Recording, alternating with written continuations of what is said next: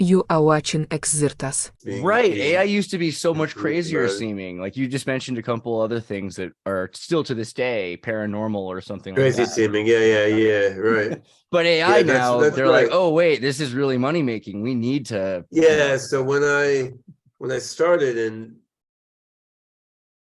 the AI field, building AGIs, like real thinking machines, was something you didn't discuss in the professional context. Like you didn't discuss that in the university seminar or the company meeting room. You discussed it like over a beer or a joint afterwards, right? And now now you can discuss AGI in the corporate boardroom or the university seminars or something. Yeah, I would say ESP, precognition, time travel, stuff like that. This is now considered about as crazy as AGI was 20 years ago or so, right? And that's right.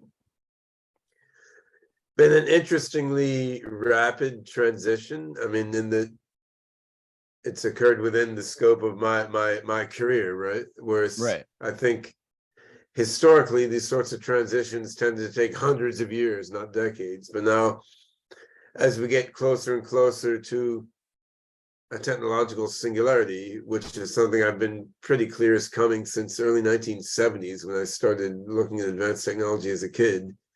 As we get closer and closer to a technological singularity, I mean, then these major transitions can happen faster and faster. So we've seen big transitions in AI on the scale of decades, and even recently in the scale of years, right? So it may be soon these transitions will occur in the scale of months rather than in the scale of years, which is pretty pretty dramatic, right? Right. So Well, yeah, I get that. Alexander Krull's Access of the Ordinary Substack, which is, comparable with yours as being some of the most important, has kind of pointed out that it's happening right now. $500,000 is all it's taking to build recursive neural nets that can pretty well compete. But I mean, that is why it's the buzzword that used to be a tinfoil hat idea.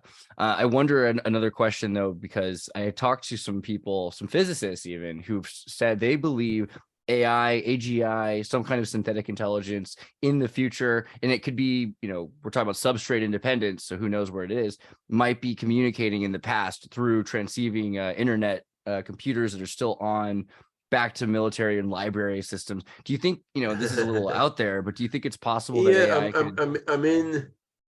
So if you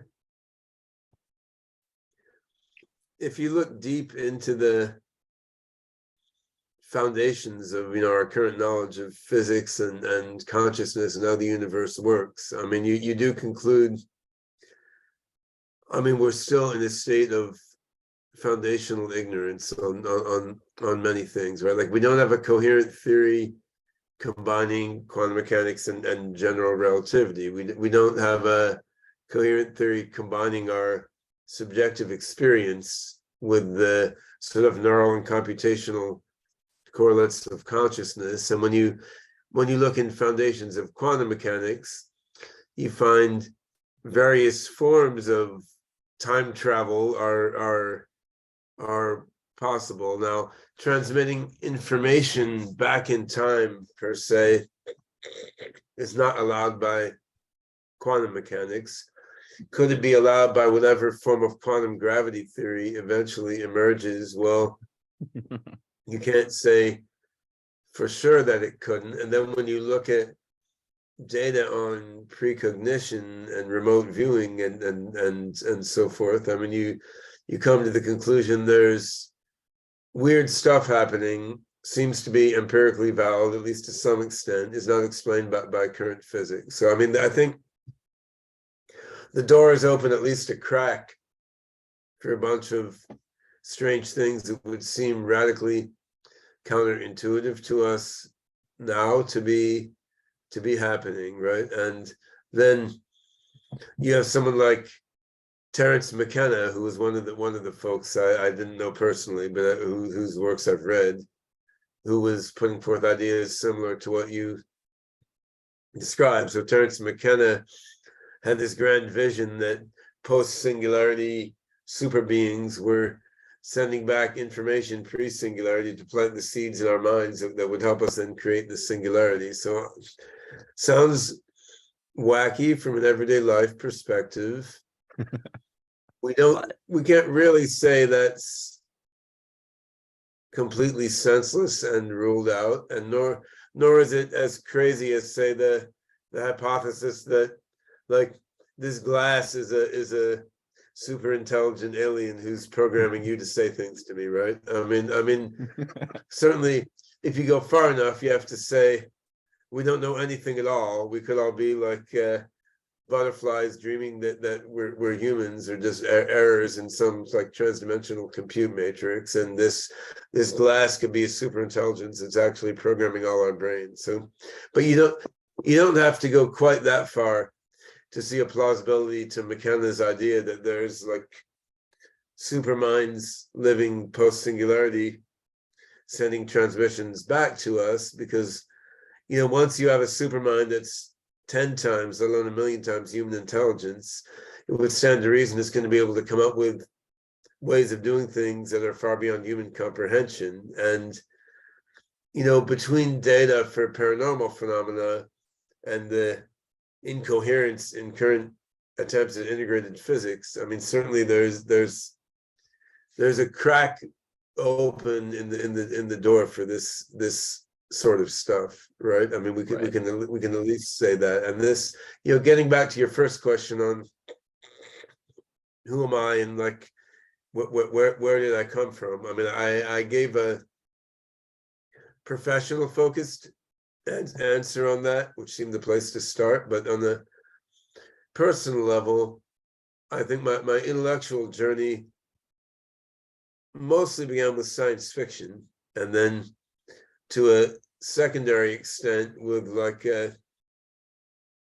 political radicalism and revolutionary thinking. Because I mean, I grew up, I was born in Brazil to American parents and moved to the US when I was a little baby, or 1-year-old, I guess. And then the early child was in Eugene, Oregon in the late 60s, early 70s, which was rampant with crazy hippies and sort of anti-Vietnam War protests and so forth, right? So I mean, my parents and the adults around me were mostly about like peace, love, flowers, and if necessary, armed revolution to overthrow the ruling class, right? And then I thought that was all interesting, was pretty much a believer, but my mind was science oriented. My grandfather was a physical chemist. His sister was a physicist. There was a fair number of hard scientists around my extended family, although my dad was a